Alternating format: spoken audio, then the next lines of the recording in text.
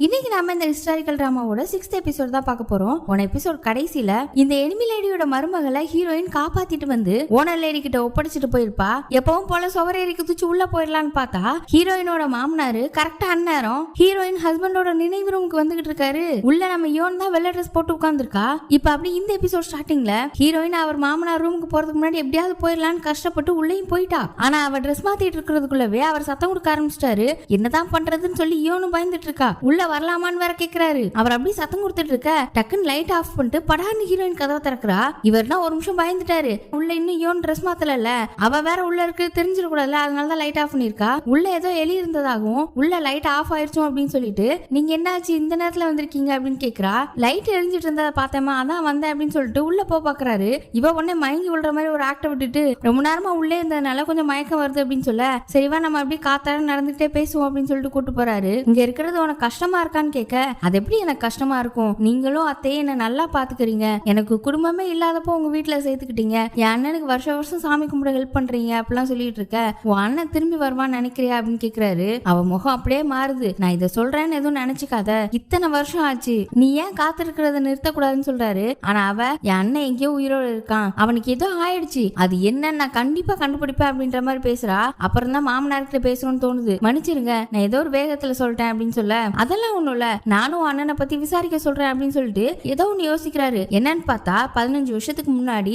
அந்த வியாபாரி இருக்கான்ல அவங்கிட்ட ஹீரோயினோட அண்ணனை தடையுமே இல்லாம அழிக்க சொல்லியிருக்காரு. இந்த ஆள் தான் ஹீரோயினோட அண்ணனை கொண்டிருக்காரு போல. இப்ப அப்படியே அடுத்த நாள் போலீஸ் ஸ்டேஷன்ல ஹீரோ ஜூனியர் கிட்ட அந்த ரோஜா இதழை பத்தி விசாரிக்க சொல்லியிருப்பான் போல. அவனும் விசாரிச்சுட்டு வந்து சொல்றான், வெளியில மருந்து விற்கிற இடத்துல இந்த மாதிரி மருந்து கிடைக்கலையா, நிஜமாவே இறந்தவரோட வாயில இருந்து உங்களுக்கு இந்த ஸ்மெல் வந்துச்சா அப்படின்னு ஜூனியர் கேட்க இவனும் ஆமா வந்துச்சு, எனக்கு ஸ்வீட்டான மலரோட ஸ்மெல் வந்துச்சு அப்படின்னு சொல்ல அப்போன்னு பார்த்தா அவங்க அந்த ரோஜா இதழ தண்ணியில போட்டு உருக வச்சுட்டு 2-3 வண்டை எடுத்து போட்டு இருந்திருக்காங்க. அந்த வண்டுங்கெல்லாம் செத்து போச்சு. அப்ப இது கண்டிப்பா விஷம் தான் அப்படின்றத கன்ஃபார்ம் பண்றாங்க. இது எப்படியா அந்த படத்துல உள்ள கட்டையில வந்துச்சுன்னு புரியலையே அப்படின்னு யோசிக்க ஜூனியர் இருந்துட்டு அப்ப கண்டிப்பா அந்த வேலையால் இந்த வேலையை பண்ணிருக்க மாட்டான், நான் தான் சொன்னேன்ல அவன் காதல்ல மூழ்கி இருக்கான், அதனாலதான் அவன் எந்த விஷயத்தையும் வெளியில சொல்ல மாட்டான் அப்படின்னு சொல்ல ஹீரோவும் அவன் கல்பிரேட்டா இருக்கிறதுக்கு வாய்ப்பு இல்ல, அந்த மலைப்புலி படத்தை நிதியமைச்சருக்கு யார் கொடுத்தா அப்படின்றத கண்டுபிடின்னு சொல்லி ஜூனியர் அனுப்பி வைக்கிறான். இப்ப அப்படி ஹீரோயினை பார்த்தா அவ டேபிள்ல படுத்து தூங்கிட்டு இருக்கா. அப்ப யோன் வர அந்த எனிமி லேடியோட மருமக சேஃபா கிளம்பிட்டாளா அப்படின்னு ஹீரோயின் கேக்குறா. இல்ல அவங்க போக மாட்டேன்றாங்க அப்படின்னு சொல்ல ஹீரோயின்லாம் கடுப்பாயிடுச்சு. என்னது போக மாட்டேன்றாளா, நான் ராத்திரி பூரா தூங்காம கஷ்டப்பட்டு அவளை காப்பாத்தி இவ்வளவு அலுப்புல உட்கார்ந்து இருக்கேன், அவ போக மாட்டேன்றாளா அப்படின்னு கேக்குறா. அவங்க லவர் கூட தான் போவேன்றாங்க அப்படின்னு சொல்லி யோன் சொல்ல ஹீரோயின்லாம் கடுப்பா இருக்கு, எனக்குலாம் ரொம்ப டயர்டா இருக்கு அப்படின்னு சொல்லிட்டு இருக்க. யோன் இருந்துட்டு உங்க மாமியார் கூப்பிடுறதுக்குள்ள சீக்கிரம் கொஞ்ச நேரம் தூங்கி எந்திரிங்க அப்படின்னு சொல்ல அதுக்குள்ள கரெக்டா ஹீரோயினோட மாமியார் கூப்பிடுறாங்கன்னு சொல்லி செய்தி வருது. இவள அங்க போனா எனிமி லேடியோட மருமக சாப்பிடாம பட்டினி கிடக்குறாளாம், நீ என்ன பண்ண போற அப்படின்னு கேக்குறாங்க. ஹீரோயின்க்குலாம் என்ன பண்றதுனே தெரியல, நான் நிதியமைச்சர் ஒய்ஃப்க்கு கொஞ்சம் கஞ்சி கொண்டு போய் கொடுக்குறேன் அப்படின்னு சொல்றா. இவங்க எல்லாம் முழிக்கிறாங்க, இதுக்கும் அதுக்கு என்ன சம்பந்தம்னு. அப்புறம் தான் ஹீரோயினும் நாம ஏதாவது சின்னதா உதவி பண்ணாலும் அது உதவி, நான் அவங்களுக்கு போய் கொஞ்சம் ஆறுதலா இருந்துட்டு அவங்க கிட்ட கொஞ்சம் பேசிட்டு வரேன் அப்படின்னு சொல்றா. இவங்களும் ஒத்துக்கிட்டாங்க போல. நேரா அவங்க வீட்டுக்கு தான் போறா. இவங்களை பார்த்துட்டு சீக்கிரம் அந்த எனிமி லேடியோட மருமகளை போய் பார்த்துட்டு போறதுதான். இப்ப அப்படியே அங்க அரசவையில தான் கட்டுறாங்க. அங்க பார்த்தா ஏகப்பட்ட மனுக்கள் வந்திருக்கு. நிதியமைச்சர் ஒரு வேலைக்கார கொண்டான், அவனை கண்டிப்பா தலையை வெட்டி தண்டனை கொடுக்கணும் அப்படின்னு சொல்லி அரசரும் எந்த ஒரு விசாரணையுமே இல்லாம அப்படி தண்டனை கொடுக்கறதா அப்படின்னு கேட்க அதுக்கு மூத்த அமைச்சர் இருந்துட்டு ஒரு அமைச்சரா இருக்கிறவரை வேலைக்காரன் கொண்டிருக்கான், இது எவ்வளவு பெரிய தப்பு, இதுக்கு கடுமையான தண்டனை கொடுக்கலனா ராஜவம்சத்துல உள்ளவங்களுக்கு இந்த மாதிரி ஆபத்து வரலாம் அப்படின்ற மாதிரி பேசுறாரு. அரசருக்கும் வேற வழி தெரியல, சரி உங்க விருப்பப்படியே செஞ்சிருங்கன்னு சொல்றாரு. இப்ப அப்படி நிதி அமைச்சரோட வீட்டுலதான் அவ கஞ்சி கொண்டு வந்து கொடுத்துருக்கால, ஆனா அவங்க இப்ப சாப்பாடு வேணாம் எனக்கு பசி இல்ல அப்படின்றாங்க. சரி நீங்க இப்ப சாப்பிட வேணாம் அப்புறமா சாப்பிடுங்க அப்படின்னு சொல்லிட்டு சுத்தி பாக்குறா. அவங்களோட ஹஸ்பண்டோட சமாதிக்கு போறதுக்கு ரெடியா இருக்காங்க, அதாவது சமாதியிலே வாழ போறதுக்கு. ஹீரோயின் ஒண்ணு நீங்க போயிட்டீங்க அப்படின்னா யார் ஏழை எளிய மக்களுக்கு எல்லாம் உதவி பண்ணுவா, எத்தனை பேருக்கு நல்லது பண்றீங்க அப்படின்னு சொல்ல அவங்களும் எனக்கு இதெல்லாம் பண்ணி நான் ரொம்ப சோர்ந்துட்டேன், எனக்கு கொஞ்சம் ரெஸ்ட் வேணும்னு சொல்றாங்க. அப்புறம் ஹீரோயின் அப்பப்போ உங்களை வந்து பாத்துக்கிறேன்னு சொன்னா அதெல்லாம் நீ வர வேணாம் அப்படின்னு டக்குன்னு கடுப்பா சொல்லிடுறாங்க. அப்புறம் தான் இல்ல நீ வர வேணாம் நான் இங்க இருக்க மாட்டேன், நான் என் ஹஸ்பண்டோட சமாதிக்கு போக போறேன் அப்படின்னு சொல்றாங்க. சரின்னு அப்படியே அவங்ககிட்ட எல்லாம் பேசிட்டு வெளியில வர அங்க பார்த்தா தற்செயலா ஹீரோ வந்துட்டு இருக்கான். அவனை பார்த்தோன்னே என்னடா இது எங்க போனாலும் வர்றான்ற மாதிரி திரும்பிக்கிறா இவ. ஆனா வேற வழி இல்ல போய் தானே ஆகணும் சரின்ட்டு கிளம்ப ஹீரோ சத்தமா ஹீரோயினுக்கு கேட்கணும்னு ஜூனியர் கிட்ட நான் இங்க இவங்களை பார்த்து பேசிட்டு மைண்ட் எனக்கு தான் போறேன், அந்த வேலைக்கான குற்றவாளி இல்லன்றத கண்டுபிடிக்கணும், எனக்கு எவிடன்ஸ் வேணும், அவன் கொலை பண்ணல அப்படின்னு சொல்றான். ஹீரோயினும் இதை கேட்டுட்டு அங்க இருந்து போறா. அவ எனிமி லேடியோட மருமகளை பாக்கணும்னு சொல்லிருப்பாள்ல, இப்ப ஓனர் லேடியோட இடத்துக்கு தான் போயிருக்கா. ஓனர் லேடி கிட்ட நானே எனிமி லேடியோட மருமகளை நேர்ல பார்த்து பேசுறேன்னு சொல்ல ஓனர் லேடியும் அவ எங்க எங்க இருக்கான்னு சொல்லிட்டு அந்த வேலைக்காரனை நாளைக்கே தலையை வெட்டி கொல்ல போறாங்களாம். இந்த விஷயம் அவளுக்கு தெரியாம இருக்கிறதும் நல்லதுதான் அப்படின்னு சொல்றாங்க. இப்ப ஹீரோயின் கலர் ட்ரெஸ் போட்டு முகத்துல ஒரு துணியை கட்டிட்டு அந்த பொண்ணை போய் பார்க்க போறா. அவளுக்குலாம் ஓடி போறதுல விருப்பமே இல்ல. ஹீரோயினும் நீ எப்படியாவது உன்னை காப்பாத்திக்கோன்னு சொல்ல, இப்படி ஓடி போய் என்ன நானே மறைச்சுக்கிட்டு வாழ்றதுதான் என்ன காப்பாத்திக்கிறதான்னு சொல்லும்போது ஹீரோயினுக்கு ஒரு விஷயம் ஞாபகம் வருது. ஸ்டார்டிங்ல ஓனர் லேடி கிட்ட சொல்லிருப்பாள்ல, நான் எங்கேயாவது போயிட்டேன்னா எனக்கு ஒரு முகம் இருக்குமா, அடையாளம் இருக்குமா, நான் யாரா வாழ்றதுன்ற மாதிரி கேட்டிருப்பாள்ல, அதுதான் ஞாபகம் வரும். அந்த பொண்ணும் எனக்கு முன்னாடி என் ஹஸ்பண்ட் இறந்துட்டாரு, நான் சாக வேண்டியவதான் அப்படின்னு சொல்ல ஹீரோயின் உடனே கடுப்பா, அது ஏன் நீ சாகணும், என் புருஷங்க இருந்தா நாம சாகணுமா, நம்ம என்ன தப்பு பண்ணோம், நமக்கு எதுக்கு இந்த தண்டனை அப்படின்ற மாதிரி கேக்குறா. உடனே இவளும் நீங்களும் என்ன மாதிரி தானே அப்படின்னு கேட்க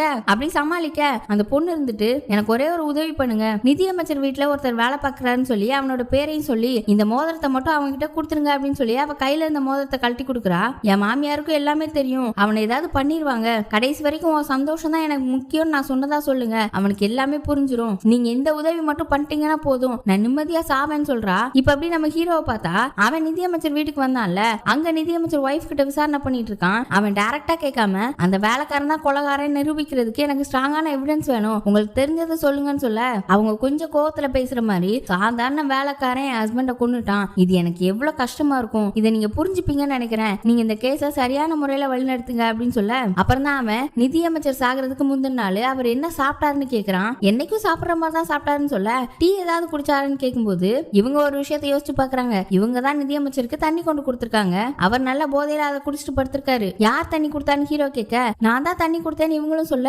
அப்படியே அவங்க கையெல்லாம் கிடுக்கிட்டு நடுங்குது. இவன் அதை பார்த்துட்டு சரி நான் அப்புறம் வரேன் அப்படின்னு சொல்லிட்டு அங்க இருந்து கிளம்புறான். இப்ப அப்படி லைப்ரரியில ஹீரோவோட அண்ணனை தான் கட்டுறாங்க. அவன் புக்குக்குள்ள அந்த தலைப்புக்கு கீழே ஒரு சீட்டை வச்சுட்டு வேற ஒரு புக்கை எடுத்துட்டு போறான். ஏதோ சத்தம் கேட்கிற மாதிரி இருக்கு, யோன் தான் வந்துட்டாலும் நினைக்கிறான். அப்புறம் அவளும் இல்ல, அந்த ஓனர் கிட்ட போய் யோன் இன்னைக்கு வந்தாளா அப்படின்னு கேட்க இல்ல இன்னைக்கு வரல, அதெல்லாம் நீங்க ஏன் கேக்குறீங்க அப்படின்னு சொல்ல இல்ல சும்மா தான் அப்படின்னு சொல்லிட்டு அங்க இருந்து போயிட்டான். கரெக்டா அப்போன்னு பார்த்து யோன் அங்கதான் வந்துட்டு இருந்திருக்கா. இவனை பார்த்தோன்னே ஒளிஞ்சுக்கிட்டா, நாம எதுக்கு இவரை பார்த்து ஒளிரோம் அப்படின்னு பதறா. அவ ஹார்ட் எல்லாம் துடிக்குது. இவளுக்கும் ஹீரோ அண்ணனை பிடிக்க ஆரம்பிச்சிருச்சு போல. ஏற்கனவே ஹீரோ அண்ணனுக்கும் இவளை பிடிச்சிருக்க மாதிரி தான் தெரியுது. அங்க இருந்து நேரா மைண்டோ எனக்கு தானே போறதா பேசிட்டு இருந்தாங்க.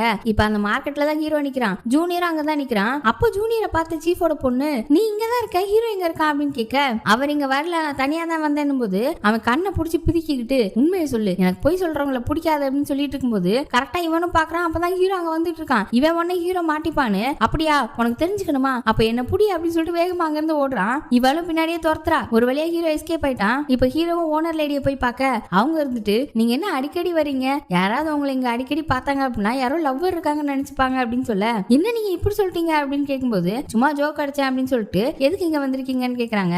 அப்புறம் அப்படி ஹீரோயினை தான் பார்க்க போறேன்னு சொல்லிட்டு உள்ள போறான். ஹீரோயின் கலர் ட்ரெஸ் போட்டு மூஞ்ச மறைச்சிருக்கால, இவனை பார்த்தோன்னே நீ எங்க இங்க அப்படின்னு கேட்க நான் இங்க வருவேன்னு உனக்கு தெரியாது அப்படின்னு சொல்லி கேட்க நான் இன்னைக்கு ஃபுல்லா இங்க தான் இருந்தேன் அப்படின்னு சொல்லும்போது நீ எங்க போற வரன்னு எனக்கு என்ன தெரியும் அப்படின்னு சொல்லிட்டு சரி நான் விஷயத்துக்கு வரேன், நாள் முழுக்க நீ இங்க தான் இருக்கன்னு சொல்ற, அதனால இந்த கேள்விக்கு நீ பதில் சொல்லிடுவியான்னு எனக்கு தெரியல அப்படின்னு சொல்லும்போது ஹீரோயின் மனசுக்குள்ளே இவனுக்கு என்ன ஒரு மாதிரி ஹார்ஷா பேசுறான், நான் யாருன்னு கன்ஃபார்ம் பண்ணிக்கிறதுக்காக வந்தானா அப்படின்னு சொல்லி யோசிச்சுட்டு இருக்க. அவன் இருந்துட்டு நீ அப்படின்னு சொல்லிட்டு மனசுக்குள்ளே அந்த வேலைக்காரனோட லவ்வரா அப்படின்னு சொல்லி கேட்க வரான். ஆனா அவனால கேட்க முடியல. உனக்கு அந்த வேலைக்காரனை தெரியுமா, அவனுக்கு ஒரு லவ்வர் இருக்கான் அது தெரியுமா அப்படின்னு கேட்க ஹீரோயின் ஒண்ணு உனக்கு எல்லாமே தெரியுமா, அவன் அவனோட லவ்வரை காப்பாத்தான் பாக்குறான், அவன் கல்பிரேட் கிடையாது, நான் அதை உறுதியா சொல்லுவேங்க. டக்குனு இவனுக்கு கோவம் வந்துருச்சு. டேபிள் ஒரு தட்டு தட்டி இந்த மாதிரிலாம் எப்படி நடக்குது அப்படின்னு கத்துறான். இவன் என்ன நினைச்சிட்டானா ஹீரோயின் தான் அவனோட லவ்வர் நினைச்சு வெக்ஸாக ஆரம்பிச்சிட்டான். ஹீரோயின் அவனுக்கு ஒரு மாதிரி பிடிக்க தானே செய்யும், மாஸ்க் போடாம நினைவிடத்துல இருக்க வேண்டியதானே அப்படின்னு கேக்குறான். உடனே இவளுக்கு ஒன்னும் புரியல, நினைவிடத்துல இல்ல நான் அந்த குடிசையில தான் பார்த்தேன் அப்படின்னு சொல்றா. இவனுக்கும் புரியல, குடிசையா அப்படின்னு போது ஆமா நம்ம அந்த குழந்தைங்களை அன்னைக்கு காப்பாத்தணும்ல, அன்னைக்கு தான் அவன் லவ்வரையும் அங்க நான் பார்த்தேன் அப்படின்னு சொல்றா. இவனுக்கு இப்பதான் புரியுது. அப்படியே நைஸா சிரிக்கிறான். அப்புறம் எனக்கு தேவையானது கிடைச்சிச்சு நான் கிளம்புறேன்னு சொல்லி கிளம்ப பாக்க இவ ஒண்ணு என்ன அதுக்குள்ள கிளம்புறேன்னு எந்திக்கிறா. இவளை ஏதோ கேட்கணும்னு நினைச்சிருப்பா போல. அவன் ஒண்ணு இந்த மாஸ்க கலட்டிட்டு அவங்களுக்காக உன்னால சாட்சி சொல்ல முடியுமா, அதனால பேசாம இரு, யாரு குற்றவாளின்றத நான் கண்டுபிடிச்சுக்கிறேன் அப்படின்னு சொல்லிட்டு கிளம்ப அவ ஒண்ணு அந்த வேலைக்காரன் தான் குற்றவாளி இல்ல, அவன் தேவையில்லாம சாவணுமா, இன்னைக்கு நைட்டுக்குள்ள அவனை காப்பாத்திட முடியாதான்னு கத்துறா. அததான் சொல்ல கூப்பிட்டுருப்பா போல. ஆனா அவன் கடை அங்க இருந்து போயிட்டான். இப்ப அப்படியே அங்க நிதியமைச்சர் வீட்டுல தான் கட்டுறாங்க. அங்க நிதியமைச்சரோட ஒய்ஃப் அந்த வியாபாரி இருக்கான்ல அவன் கிட்ட பேசிட்டு இருக்காங்க.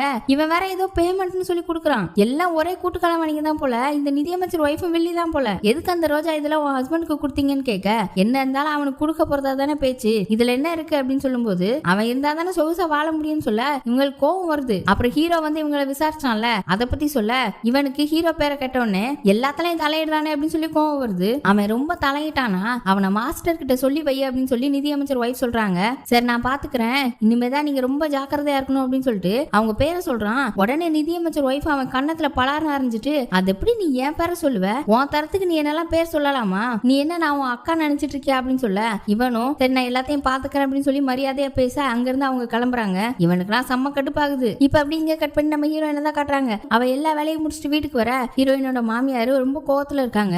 எதுக்கு இவ்வளவு லேட் ஆயிடுச்சு, சாயங்காலம் ஆயிடுச்சு, இவ்வளவு நேரம் அவங்க கூட என்ன பண்ண அப்படின்னு கேட்க, என்ன மன்னிச்சிருங்க, நான் அவங்க கிட்ட பேசிட்டு வரும்போது உங்களுக்காக இதை வாங்கிட்டு வந்தேன்னு ஒரு ஸ்வீட்டை கொடுக்குறா. இந்த ஸ்வீட்டை அவ ஹஸ்பண்ட் அடிக்கடி உங்க அம்மாவுக்கு வாங்கி கொடுப்பாங்களாம். அந்த ஞாபகம் வந்ததுனால வாங்கிட்டு வந்தாலாம். நீ நிறைவு ரூம்ல போய் முட்டி போட்டு நில்லு, நான் எப்ப சொல்றேன் அப்பதான் எந்திக்கணும்னு சொல்லி அனுப்பி வைக்கிறாங்க. அப்புறம் மாமியார் அந்த ஸ்வீட்டை பார்த்துட்டு, என் பையனுக்கு இது பிடிக்கும், அதனாலே எனக்கு அடிக்கடி இதை வாங்கிட்டு வருவான் அப்படின்னு சொல்ல, இப்ப அப்படி இன்னொரு புது கேரக்டரை காட்டுறாங்க. இது ஏதோ ஃபாரின் ரிட்டர்ன் போல கண்ணாடி எல்லாம் போட்டு பீத்திக்கிட்டு மார்க்கெட்ல சுத்துது. இப்ப அப்படி நைட் ஆயிடுச்சு. ஹீரோயின் அவ ஹஸ்பண்டோட நினைவு ரூம்ல உட்காந்துட்டு இருக்க, யோன் இருந்துட்டு எதுக்கு இவ்வளவு ஹாஷா உங்களை திட்டாங்கன்னு சொல்லும்போது ஹீரோயின் தன்மையா பேசுறா. இங்க யாரும் இல்ல, யாருக்காக நடிக்கிறீங்கன்னு கேட்க, அதெல்லாம் இல்ல, என் மாமியார் நினைச்ச எனக்கு சந்தோஷம் தான், அவங்களாம் ரொம்ப தப்புலாம் கிடையாது. எனிமி லேடிய பாத்தியா, அவங்க மருமகளை பட்னி போட்டே கொல்ல பார்த்தாங்க, ஆனா இவங்க அந்த அளவுக்கு போகலையே அப்படின்னு சொல்ல, அப்போ ஒரு விஷயத்தை யோசிச்சு பாக்குறா. எனிமி லேடியோட மருமகிட்ட பேசினது தான் அவ சொல்லிருப்பா போல, என் ஹஸ்பண்ட் இறந்ததுக்கு அப்புறம் நானும் சாகணும்னு நினைச்சேன், ஏன்னா அப்படிதான் செய்யணும்ன்ற மாதிரி எல்லாரும் சொன்னாங்க, அதுதான் உண்மையானு நினைச்சேன். அப்பப்போ எனக்கு கத்தி கொண்டு கொடுப்பாங்க, சில நாள் காலையில எந்திக்கும் போது துணி கொண்டு கொடுப்பாங்கன்னு சொல்றா. எல்லாம் இவ சாகிறதுக்காக தான், அப்ப அதுக்காகவாது நீ வாழணும், ஏதாவது வழி கண்டுபிடிக்கணும் அப்படின்னு சொல்லி ஹீரோயின் மோட்டிவேட் பண்ணிருப்பா. இப்ப அப்படி போலீஸ் ஸ்டேஷன்ல ஹீரோ ஜூனியர் கிட்ட நிதி அமைச்சரை யார் கொண்டிருப்பா, அந்த பெயிண்டிங்கை ஈஸியா யாரால எடுக்க முடியும், அவங்க தானே கொண்டிருப்பாங்கன்னு சொல்லும்போது ஜூனியர் உடனே நிதி அமைச்சர் ஒய்ஃப்னு சொல்றான். அதுக்கப்புறம் அச்சச்சோ நான் எப்படி அவங்கள சந்தேகப்பட முடியும் அப்படின்னு சொல்றான். இந்த நிதி அமைச்சரோட ஒய்ஃப் இருக்காங்கல்ல, அவங்க இந்த நாட்டோட ராஜமாதா இருப்பாங்கல்ல, இப்ப இருக்கிற அரசரோட அம்மா, அவங்களுக்கு நெருங்கின சொந்தக்காரங்க போல, அதாவது அன்னை மகா அந்த மாதிரி. ஹீரோவும் ஹீரோயின் சொன்னதெல்லாம் ஞாபகப்படுத்தி பாக்குறான். தப்பு பண்ணாதவனுக்கு தண்டனை கிடைக்கணுமான்லாம் சொல்லிருப்பால, அதுதான். அப்புறம் ஜூனியர் கிட்ட அந்த ஓனர் லேடியோட கிளப்ல என்ன நடக்குதுன்னு போய் பாரு அப்படின்னு சொல்லி அனுப்பி வைக்கிறான். அங்க பார்த்தா ஹீரோயின் ஓனர் லேடியை தான் பார்க்க போயிருக்கா. இவங்க ஏதோ ஐடியா பண்ணிருக்காங்க, ஓனர் லேடி ஏதோ டானிக் மாதிரி கொடுக்குறாங்க, அது மட்டும் இல்லாம மருத்துவ வரையும் காசு கொடுத்து வாங்கிட்டேன்னு சொல்றாங்க. என்ன பிளான்னு தெரியல. இப்ப ஹீரோ ஜூனியரை வேவு பார்க்க அங்க அனுப்புனான்ல, அவன் வேக வேகமா ஹீரோ கிட்ட வந்து அந்த ஓனர் லேடி ஏதோ ஒரு பொண்ணு கூட வெளியில கிளம்புறாங்க அப்படின்ற விஷயத்த சொல்றான். ஹீரோவும் உடனே வேக வேகமா அங்க இருந்து கிளம்புறான். அந்த பொண்ணு யாருன்னு பார்த்தா நம்ம ஹீரோயின் தான். அவளுக்கு ஒரு கலர் ட்ரெஸ் போட்டு அந்த ஏரியால உள்ள போலீஸ் ஸ்டேஷனுக்கு வந்திருக்காங்க. அங்கதான் அந்த வேலைக்காரனை அடைச்சு வச்சிருக்காங்க போல. ஹீரோ வேலை பார்க்கறது தலைமை அலுவலகம். அவன் அங்க இருந்து வந்துட்டு இருக்கான். வெளியே காவலுக்கு நிக்கிற அடியாளு ஓனர் லேடியை பார்த்தோன்னே அவங்களுக்கு அடையாளம் தெரியுது. ஆனா பக்கத்துல இந்த பொண்ணு இருக்குல்ல, இது யாருன்னு கேட்க ஹீரோயின் தான் நிக்கிறா. அவ மூஞ்ச மறைச்சிருப்பா, மூஞ்ச காட்ட சொல்றாங்க. ஆனா ஓனர் லேடி அவனுக்கு காசு கொடுத்து உள்ள போயிடுறாங்க. உள்ள அந்த வேலைக்காரனை பயங்கரமா அடிச்சிருக்காங்க. ஹீரோயின் நேரா அவன்கிட்ட போய் எனிமி லேடியோட மருமக கொடுத்த மோதிரத்தை காமிக்க, ஓனர் லேடியோட மருமக எப்படி இருக்கான் தான் இவன் கேட்கிறான். உனக்கு அவளை திரும்ப பார்க்கணும்னா எந்த எதிர்கேள்வியும் கேட்காம உடனே இந்த டானிக்கு குடி, சத்தங்கி தான் போட்டுறாத அப்படின்னு சொல்லிட்டு இருக்க. அப்ப அங்க ஒரு போலீஸ்காரர் வந்து இன்னும் என்ன பண்றீங்க அப்படின்னு கேட்க, டக்குனு ஹீரோயின் இதை குடி அப்படின்னு சொல்லிட்டு அவன்கிட்ட கொடுத்துட்டு அங்க இருந்து போறா. அப்ப கொஞ்சம் மேலதிகாரி அங்க வந்து கொலகாரனை சந்திக்கிறதுக்கு உங்களுக்கு யார் அனுமதி கொடுத்தது அப்படின்னு கேட்க, இந்த ஓனர் லேடி ஒண்ணு அந்த ஆள்கிட்ட போய் அவங்க முகத்தை காட்டுறாங்க. ஓனர் லேடி அவனுக்கு தெரியும் போல, கொஞ்சம் வாங்க நான் அவங்க கிட்ட பேசணும்னு சொல்லி அவனை கூட்டு போக இன்னொரு போலீஸ்கார் அங்கே நின்று இருப்பாரு. அவர் ஹீரோயின் ஒரு மாதிரி பாக்குறாரு. ஹீரோயின் மூஞ்சில துணி கட்டிருப்பால, அதனால தெரியல, ஏதோ காயம் இருக்கு அதனால கட்டிருக்கேன்னு சொல்றா. ஆனா அந்த போலீஸ்கார அவன் மூஞ்ச பார்த்தே ஆகணும்ன்ற மாதிரி சொல்லிட்டு இருக்க, அவ காமிக்கவே மாட்டா. பக்கத்துல காவலுக்கு நிக்கிறவங்களையும் துணி எடுக்க சொல்ல அவங்களும் ட்ரை பண்றாங்க. இவன் அங்கிட்டு இங்கிட்டு வளைஞ்சு கொடுக்க ஒரு கட்டத்துல கீழே விழுற மாதிரி போயிடா. டப்புன்னு ஹீரோ வந்துடுறான். அவன் அவளை மறைச்சுக்கிறான். அவன் முகத்துல இருந்த துணி கீழே விழுந்துருச்சு. லைட்டா ஹீரோ பார்க்கதான் செஞ்சுட்டான், ஆனா பார்க்காத மாதிரி இருக்கான். ஹீரோ மறைச்சதுனால மத்த போலீஸ்காரங்களும் கண்டுபிடிக்கல. அவ டக்குன்னு துணி எடுத்து முகத்துல மாட்டிக்கிட்டா. அப்புறம் லேடிஸ் கிட்ட இப்படிதான் பிஹேவ் பண்ணுவீங்களா அப்படின்னு சொல்லி ஹீரோ அவங்க கிட்ட பேச, நீங்க யார் அப்படின்னு கேட்கும்போது அவன் போலீஸ் பேட்ஜ் எடுத்து காட்டுறான். எனக்கு தெரிஞ்சவங்க தான், விட்டுருங்க அப்படின்னு சொல்ல ஒரு வழியா ஹீரோயின் தப்பிச்சிட்டா. அவ வெளியே போகவும் போலீஸ்காரங்க கிட்ட சரி நானும் கிளம்புறேன் அப்படின்னு சொல்லிட்டு ஹீரோ பின்னாடியே போய் பாக்குறான். அவ எங்க போனான்னு தெரியல, அங்கிட்டு இங்கிட்டு தேடிட்டு இருக்கான். ஒரு கட்டத்துல அவளை கண்டுபிடிச்சிட்டான். அவ இவனை பார்த்தோன்னே குடுகுடுன்னு ஓட ஆரம்பிச்சிட்டா. இவனும் பின்னாடியே ஃபாலோ பண்ணி குடுகுடுன்னு ஓடிட்டு இருக்கான். அப்படியே இன்னொரு பக்கம் இந்த ஜூனியர் பையன் வேவு பார்த்துட்டு இருந்தான்ல, அங்க ஓனர் லேடியோட அடியால ஒரு குதிரையை எடுத்துட்டு வெளியில போயிட்டு இருக்கான். அதை அவன் பார்த்துட்டு எங்கேயோ போறான். இன்னொரு பக்கம் போலீஸ் ஸ்டேஷன்ல அந்த வேலைக்காரன் இருக்கான்ல, அவன் அதை குடிச்சிட்டான் போல. அவனுக்கு ரொம்ப வாந்தியா வந்துட்டு இருக்கு. போலீஸ்காரங்க எல்லாருமே செல்லுகிட்ட நின்னு 2 மணி நேரமா வாந்தி எடுக்கிறான். ஒருவேளை அவனுக்கு கொடிய நோயா இருக்குமோ? அந்த காலத்துல எல்லாம் ஈஸியா இந்த மாதிரி கொடிய நோய் எல்லாம் பரவும்ல. இதுல வேற வாந்தி எடுத்துட்டு இருந்தவன் திடீர்னு கீழே விழுந்துட்டான். எல்லா போலீஸ்க்கும் ஒரே பயம், ஒருவேளை நமக்கும் பரவிருமோன்னு. அவன் செத்துட்டான்னு கன்ஃபார்ம் ஆன உடனே அவனை தூக்கிட்டு வந்து ஒரு இடத்துல போடுறாங்க. அங்கதான் ஓனர் லேடியோட அடியாலும் வெயிட் பண்ணிட்டு இருக்கான். இந்த நோய் வந்தவங்க எல்லாம் இங்கதான் தூக்கிட்டு வந்து போடுவாங்களாம். அந்த போலீஸ்காரங்க இவனை போட்டுட்டு போன உடனே அந்த அடியால் வந்து அந்த வேலைக்காரனை எந்திரின்னு கூப்பிட்டு இருக்க, அதே நேரம் அங்க ஹீரோயின் வரா. ஹீரோயின் வந்து இவன் செத்துட்டானோ அப்படின்னு கேட்க, அதெல்லாம் அவ்வளவு சீக்கிரம் செத்துருக்க மாட்டான் அப்படின்னு சொல்ல 2 பேரும் சேர்ந்து எழுப்புறாங்க. கடைசியில ஒரு வழியா கண்ணு முடிச்சிட்டான். சரி அவனை தூக்கிட்டு போயிடலான்னு தூக்குனா ஒரு அம்பு வந்து விழுது. யாரான்னு திரும்பி பார்த்தா அங்க ஹீரோவும் ஜூனியர் நின்னுட்டு இருக்காங்க.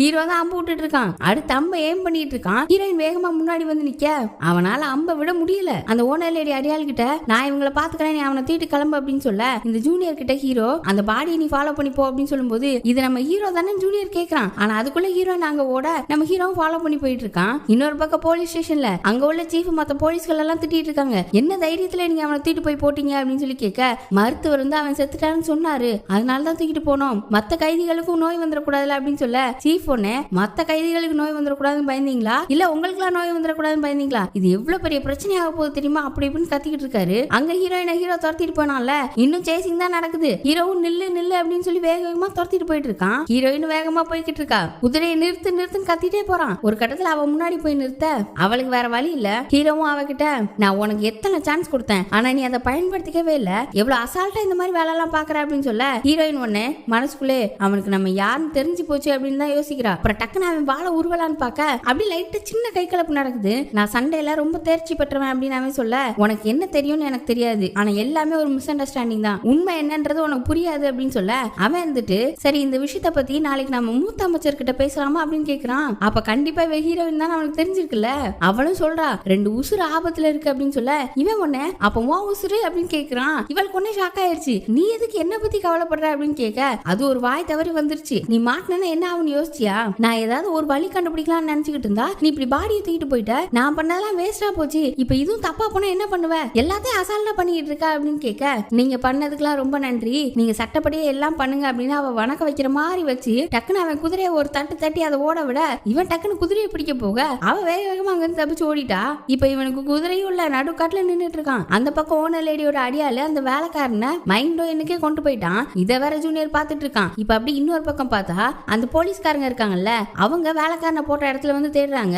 அங்க அவனை காணுமே, அதான் நம்ம ஹீரோயின் தூக்கிட்டு போயிட்டாளே. இப்ப அப்படியே அடுத்த நாள் காலையிலாவது ஹீரோ அந்த காட்டுல இருந்து அவன் வீடு வரை நடந்து வந்திருக்கான். அதாவது ஹீரோ அண்ணனோட ஒரிஜினல் வீடு. அவன் அண்ணனை தான் பார்க்க வந்திருக்கான். அவனை பார்த்தோன்னே ஹீரோட அண்ணனும் என்ன இந்த குளத்துல வந்திருக்க, சரி உட்காரு அப்படின்னு சொல்ல அவனும் நிதியமைச்சர் கேஸ பத்தி தான் சொல்றான். அந்த வேலைக்காரன் கொலகாரன் இல்ல அப்படின்னு சொல்ல என்ன சொல்ற, அவன் இல்லனா அப்ப அதுக்கு திரும்ப இன்வெஸ்டிகேஷன் பண்ணுங்கன்னு சொல்லும்போது ஹீரோவும் ஒரு விட்னஸ் இருக்காங்க ஆனா அவங்களால எங்கேயும் பேச முடியாதுன்னு சொல்ல அது யாருன்னு கேக்குறான். ஆனா ஹீரோ அண்ணன் கிட்டயும் சொல்லல. சரி நீ இப்ப எதுக்காக இங்க வந்திருக்க, உண்மையான குற்றவாளியை கண்டுபிடிக்கணுமா அப்படின்னு சொல்ல அதெல்லாம் இல்ல, நேத்து அந்த வேலைக்காரன் திடீர்னு நோய் வந்து இறந்து போயிட்டான் ஆனா இப்ப உடம்ப காணல அப்படின்னு சொல்ல ஹீரோ அண்ணனுக்குலாம் ஷாக்கா இருக்கு. இப்ப நீ தான் எனக்கு உதவி பண்ணணும், அந்த உடம்பு தொலைஞ்சு போனது எந்த பிரச்சனையும் வராம பாத்துக்கணும் அப்படின்னு சொல்ல இப்ப இந்த உடம்பு தொலைஞ்சு போன நியூஸ் மூத்த அமைச்சருக்கும் போகுது. ஒரு அமைச்சர் வந்து அந்த வேலைக்காரன் கொடிய நோய் வந்து இறந்துட்டான் ஆனா அவனோட பாடி காணாம போயிடுச்சுன்னு சொல்றாரு. இவருக்கு ஒரே யோசனை அது எப்படி காணாம போகணும், சரி உள்ளவான்னு கூட்டு போக அப்படி இன்னொரு பக்கம் நம்ம ஹீரோவோட அண்ணனையும் தான் கட்டுறாங்க. ஹீரோவோட அண்ணன் நீ ஒரு போலீஸ் ஆபீசரா இருந்துட்டு இந்த மாதிரி விஷயத்தெல்லாம் கேட்கலாமா, அது எப்படி நான் இதை பண்ணுவேன்னு நினைக்கிறேன், இந்த உதவி எப்படி நீ என்கிட்ட வந்து கேட்கிற,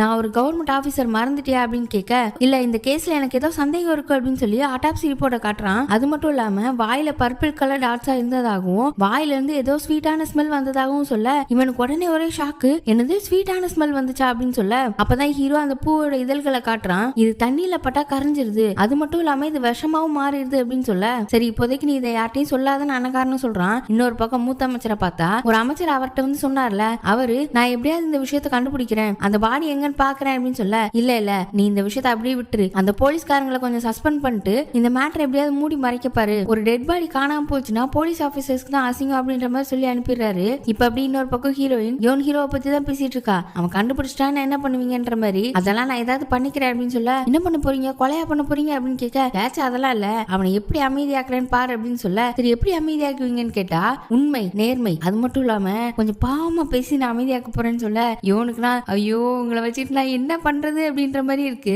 அது மட்டும் இல்லாம ஹீரோயினுக்கு ஏதோ நடக்க போற மாதிரியே தோணுதான், நாம எதுவும் தப்பு பண்ணிட்டோமான்னு யோசிக்கிறா. இப்ப அப்படி இன்னொரு பக்கம் அரசர்கிட்ட ஹீரோவோட அண்ணன் அந்த இலைய கொண்டு வந்து தண்ணிக்குள்ள போட்டு காட்டுறான். அவரும் அதை ஸ்மெல் பண்ணி பாக்குறாரு. இதே ஸ்மெல் தான் அப்படின்னு சொல்றாரு. 15 வருஷத்துக்கு முன்னாடி இந்த அரசரோட அப்பாவை கொண்டாங்கல்ல, அப்ப அவர் அரசரா இருந்தாரு, அப்ப அவர் வாயில இருந்து இந்த ஸ்மெல் தான் இவருக்கு வந்திருக்கு. இவருக்குனா அப்படியே செம்ம காண்டாவுது. நான் அப்ப சொல்லும் போது யாருமே நம்பல, ஆனா நான் சொன்னதுதான் உண்மை அப்படின்னு சொல்லி கோவப்பட ஹீரோவோட அண்ணனும் நீங்க கவலைப்படாதீங்க, நம்ம இவ்வளவு தூரம் வந்துட்டோம், நம்மளுக்கு க்ளூ கிடைச்சிருக்கு, சீக்கிரமே இதுல சம்பந்தப்பட்டவங்களை கண்டுபிடிச்சிடலாம்னு சொல்ல அரசரும் உன் தம்பி தானே இதை கண்டுபிடிச்சது, நான் அவனை நேர்ல பாக்கணும் அப்படின்னு சொல்றாரு. அப்பதான் ஹீரோவோட அண்ணனும் அந்த வேலைக்காரன் கொலைக்காரன் கிடையாது, அது மட்டும் இல்லாம அவனுக்கு நோய் வந்து அவன் இறந்திருக்கான், ஆனா அந்த பாடி காணாம போயிருக்கு, இந்த விஷயம் எதுவும் பிரச்சனை ஆகாம பாத்துக்கிறீங்க பண்ணுவீங்களான்னு கேட்க, கண்டிப்பா ஆப்போசிட் சைடே இதை பிரச்சனை ஆக்க மாட்டாங்க, அவங்களே இதை சீக்கிரம் முடிச்சு வைக்கலாம் தான் பாப்பாங்க அப்படின்னு சொல்றாரு. இனிமேதான் நம்ம நிறைய செய்ய வேண்டியிருக்கு, நான் நீ உன் தம்பி அப்படின்னு சொல்றாரு. இப்ப அப்படி இன்னொரு பக்கம் நம்ம ஹீரோவை தான் காட்டுறாங்க. அவன் போலீஸ் ஸ்டேஷனுக்குள்ள உள்ள வரவுமே ஜூனியர் அவன் மேல கோவமா இருக்கான். என் ஹீரோவை என்ன பண்ணீங்க அப்படின்னு கேட்க, அவங்க பாடி எங்க தூக்கிட்டு போயிருக்காங்கன்னு ஹீரோ கேட்கறான். என் ஹீரோவை என்ன பண்ணீங்க அப்படின்னு திரும்பவும் ஜூனியர் கேட்க, உன் ஹீரோ ஒரு கேவலமான ட்ரிக் பண்ணி என்கிட்ட இருந்து தப்பிச்சிட்டா அப்படின்னு சொல்ல, அதெல்லாம் இல்லையே, என் ஹீரோ அப்படிப்பட்ட ஆள் கிடையாதுன்னு சொல்ல ஹீரோக்கு செம்ம காண்டாயிருச்சு. உன் ஹீரோவால என்னோட குதிரையை தொலைச்சிட்டேன், அந்த காட்டுல இருந்து இங்க வர நடந்தே வந்திருக்கேன், எவ்வளவு கஷ்டம் உனக்கு தெரியும்ல அப்படின்னு சொல்ல, இந்த ஜூனியர் இருந்துட்டு என் ஹீரோ கொண்டு அவளால அது போதும்ன்றான். அப்புறம் அந்த பாடியை மைண்ட் எனக்கு தானே கொண்டு போயிருக்காங்க அப்படின்னு சொல்லும்போது, உங்களுக்கு எப்படி தெரியும் அப்படின்னு சொல்ல ஹீரோ உடனே டக்குன்னு ஜூனியர் தோல்ல கை போட்டுக்கிட்டு, இனிமே நிறைய நடக்கும், நான் என்ன வேணாலும் பண்ணுவேன், அப்படி நான் பண்ணும்போது அதுல நிறைய ஆபத்துகள் வரலாம், நீ என் கூடவே இருந்து இதெல்லாம் சீக்கிரட்டா பாத்துப்பியான்னு சொல்ல, அவன் உடனே அச்சச்சோ ஆபத்து பணம் சம்பந்தப்பட்ட விஷயத்துல எல்லாம் தலையிட மாட்டேன் அப்படின்னு சொல்லிட்டு போக பார்க்க, இது உன்னோட ஹீரோக்கு தான் ஹெல்ப்பா இருக்கும்னு சொன்னே டக்குன்னு திரும்பி, நான் உங்களுக்கு என்ன வேணாலும் பண்ணுவேன், என் சாவு வரைக்கும் அப்படின்னு சொல்றான். இப்ப அப்படி இன்னொரு பக்கம் இந்த வியாபாரிக்கும் உடம்பு காணாம போன விஷயம் தெரியுது. அவனும் அது எதுக்கு பாடியை தூக்கிட்டு போயிருப்பாங்க, யார் தூக்கிட்டு போயிருப்பாங்கன்னு சொல்லிட்டு அந்த அடியாள் தலைவன் கிட்ட யார் தூக்கிட்டு போனாங்கன்னு கண்டுபிடின்னு சொல்லி அனுப்புறான். அப்புறம் இன்னொரு பக்கம் சீஃப், அவருக்குன்னா செம்ம காண்டு, இவங்க தலைநகர போலீஸ் தானே, இன்னொரு சாதாரண போலீஸ் ஸ்டேஷன் இருக்கு, அங்கதான் கேஸ முடிச்சிட்டாங்கன்ற மாதிரி அவங்களதான் பாராட்டிட்டு இருக்காங்களாம். அதனால இவருக்குன்னா ரொம்ப கோவம். அது எப்படி, இது சாதாரண ஒரு விஷயம், அசால்ட்டா அந்த கொலகாரனை புடிச்சிட்டு அவங்க என்னமோ பெருசா சாதிச்ச மாதிரி பேசுறாங்க அப்படி இப்படின்னு கோவத்துல இருக்காரு. இப்ப அப்படி இன்னொரு பக்கம் ஹீரோயினோட வீட்டுல தான் ஹீரோயினோட மாமியார் கிட்ட மத்த நோபல் லேடிஸ் எல்லாம் வந்து பேசிட்டு இருக்காங்க. அப்ப எனிமி லேடியோட மருமகளை பத்தி பேசுறாங்க. அந்த பொருள் எல்லாம் எல்லாருக்கும் தெரிஞ்சிருச்சு, அவ லவ் பண்ணா அப்படின்றதெல்லாம் பேசிட்டு இருக்க ஹீரோயினோட மாமியார் இருந்துட்டு, என் மருமக முன்னாடி என்ன பேசிட்டு இருக்கீங்க, மருமகளே நீ போமா போய் உன் கணவனோட நினைவு ரூம்ல உட்காந்து ப்ரே பண்ண அப்படின்னு சொல்லி அனுப்பி வைக்கிறாங்க. இப்ப அப்படி நைட் ஆயிடுச்சு. ஹீரோயின் மைண்டோயின்ல தான் இருக்கான். ஹீரோயினா அவனை பார்க்க வந்திருக்கா, கையில வர ஒரு கத்தி வச்சிருக்கா, இதுதானே உனக்கு வேணும் அப்படின்னு சொல்லிட்டு அவ கழுத்துல கத்திய வச்சுட்டு, நீ என்ன பிடிக்க போறியா அப்படின்னு சொல்லிட்டு இருக்கா. ஆனா அவன் முகத்துல இருந்து ஒரு ரியாக்ஷனுமே வரல. இவ உடனே மனசுக்குள்ளே அச்சச்சோ எதுவுமே சொல்ல மாட்டான், இது ஒர்க் அவுட் ஆகலையோ அப்படின்னு நினைச்சவ, பின்னால நான் சாக போறவதான், உன் முன்னாடி இப்பவே செத்துறா அப்படின்னு சொல்றா. அப்பவும் அவன் முகத்துல ஒரு ரியாக்ஷனும் இல்ல. இவளும் திருன்னு முழிக்கிறா. உடனே அவன் இருந்துட்டு, உன்னோட உயிர் நீ எப்ப வேணா எடுத்துக்கலாம், ஆனா நான் இருக்கும்போது இது பண்ணானா வேற கதை அப்படின்னு சொல்லிட்டு இருக்கும்போது டக்குன்னு அவன் கழுத்துல கைய வச்சுட்டா, நான் எனக்கு சாகணும்னு இருந்தா என்ன பண்ண முடியும் அப்படின்னு சொல்லிட்டு முன்னாடியே வரான். இவளுக்கு நான் பயமாயிடுச்சு, என்ன நீ இவ்வளவு தூரம் போகணுமா அப்படின்னு கேக்குறான். உடனே அவளுக்கு ஒரு மாதிரி ஆயிடுச்சு, கத்தி எடுத்து உள்ள வச்சுட்டா. இப்ப அப்படி இன்னொரு பக்கம் ஹீரோட அண்ணனை பார்த்தா, அவன் எப்பவும் போல புக் எடுக்கிறதுக்கு போயிருக்கான். அந்த புக்குக்குள்ள ஒரு சீட் இருக்கு. அந்த சீட்ல ஹீரோயினோட அண்ணன் இருக்கான்ல, அவன் பேரு சங், அவனோட தங்கச்சி தான் ஹீரோயினும், ஹீரோயினா மூத்த மச்சர் வீட்டுல தான் கல்யாணம் பண்ணி கொடுத்துருக்காங்கன்னு அவளோட பேரே அதுல போட்டிருக்கு. இவனுக்குனா செம்ம ஷாக்கா இருக்கு. இங்க அப்படி இன்னொரு பக்கம் ஹீரோயினை பார்த்தா, அவன் முகத்துல போட்டிருந்த துணியை அவுத்து ஹீரோவுக்கு அவன் முகத்தை காட்டுறா. நான் மூத்த மச்சரோட மருமக அப்படின்னு சொல்லி பேரை சொல்ல, ஹீரோக்கு ஏற்கனவே இவதான்ற கெஸ் இருக்கு, மேக்ஸிமம் தெரியும், இருந்தாலுமே அப்படியே கொஞ்சம் ஷாக் ஆகுறான். கன்ஃபார்ம் ஆயிருக்குல்ல. அப்படியே எபிசோட் முடியுது. அப்படியே ஒரு சின்ன கிளிப் என்னன்னா, இந்த எனிமி லேடியோட மருமக இருக்கால, அவளையும் தூக்கிட்டு வந்துட்டாங்க, அப்புறம் அவள் லவ்வரையும் தூக்கிட்டு வந்துட்டாங்களா. இப்ப அந்த பொண்ணுக்கும் ஆம்பளை வேஷம் போட்டு ரெண்டு பேரையும் இந்த ஊரை விட்டு வெளியில அனுப்புறாங்க, அவங்க ரெண்டு பேரும் சந்தோஷமா வாழ்றதுக்காக. சரி, அடுத்தடுத்த எபிசோட்ல என்ன நடக்குதுன்றதெல்லாம் பார்ப்போம். அதுக்கு சேனல் சப்ஸ்கிரைப் பண்ணி பெல் ஐகானை பிரஸ் பண்ணி வச்சுக்கோங்க. வீடியோ பிடிச்சிருந்தா லைக் பண்ணுங்க, ஷேர் பண்ணுங்க. Bye by.